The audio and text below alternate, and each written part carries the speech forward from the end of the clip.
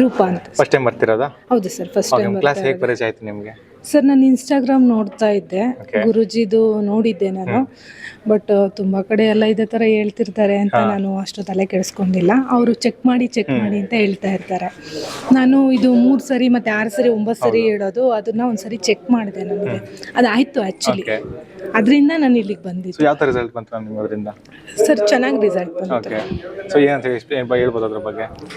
Sir actually ನನ್ನ ಬಿಸ್ನೆಸ್ಸಲ್ಲಿ ನನಗೆ ತುಂಬ ಲಾಸ್ ಆಗ್ತಾ ಇತ್ತು. ಇದನ್ನು ನಾನು 3 ಸರಿ 6 ಸಲ 9 ಸಲ ಹೇಳಿರೋದ್ರಿಂದ ನನಗೆ ಚೆನ್ನಾಗಿ ಇಂಪ್ರೂವ್ ಆಯಿತು ಬಿಸ್ನೆಸ್. ಹಾಗಾಗಿ ಸೊ ವರ್ಕ್ಶಾಪ್ಗೆ ಹೋದರೆ ನನಗೆ ಇನ್ನೂ ಚೆನ್ನಾಗಿ ಇನ್ಫಾರ್ಮೇಷನ್ ಸಿಗುತ್ತೆ ಅನ್ನೋ ಉದ್ದೇಶಕ್ಕೋಸ್ಕರ ನಾನು ಇಲ್ಲಿ ಬಂದೆ. ಓಕೆ ಮೇಡಮ್, ನಿಮ್ಮ ಬಿಸ್ನೆಸ್ ಅಂತ ಇದ್ದೀರಾ, ನಿಮಗೆ ನೆಕ್ಸ್ಟ್ ಮಂತ್ 26ನೇ ತಾರೀಕು ಬಿಸ್ನೆಸ್ ವರ್ಕ್ಶಾಪ್ ನಡೀತಾ ಇದೆ. ಇಲ್ಲ ಸರ್, ಖಂಡಿತವಾಗ್ಲೂ ಬರ್ತೀನಿ. ಅದಕ್ಕೂ ನನಗೆ ಚೆನ್ನಾಗಿ ಅನಿಸ್ತು ವರ್ಕ್ಶಾಪು, ತುಂಬ ಖುಷಿ ಆಯಿತು. ಏನೋ ಒಂಥರ ಪಾಸಿಟಿವ್ ಎನರ್ಜಿ ಸಿಕ್ತು. ಬರ್ತೀನಿ ಸರ್ ನೆಕ್ಸ್ಟ್ ಟೈಮ್. ಖಂಡಿತ ಸೇಮ್ ವೈಬ್ಸ್ ನಿಮಗೆ 26ನೇ ತಾರೀಕು ಕೂಡ ಸಿಗುತ್ತೆ. ಯಾಕಂದ್ರೆ ಆಫ್ಲೈನ್ ವರ್ಕ್ಶಾಪ್ ಅಲ್ಲಿ ನಮ್ ಕಾಮನ್ ಆಗಿ ಬಿಸ್ನೆಸ್ ವರ್ಕ್ಶಾಪ್ ಇರಲಿಲ್ಲ ಸದ್ಯಕ್ಕೆ. ಇವಾಗ ಸ್ಟಾರ್ಟ್ ಮಾಡಿದ್ದಾರೆ.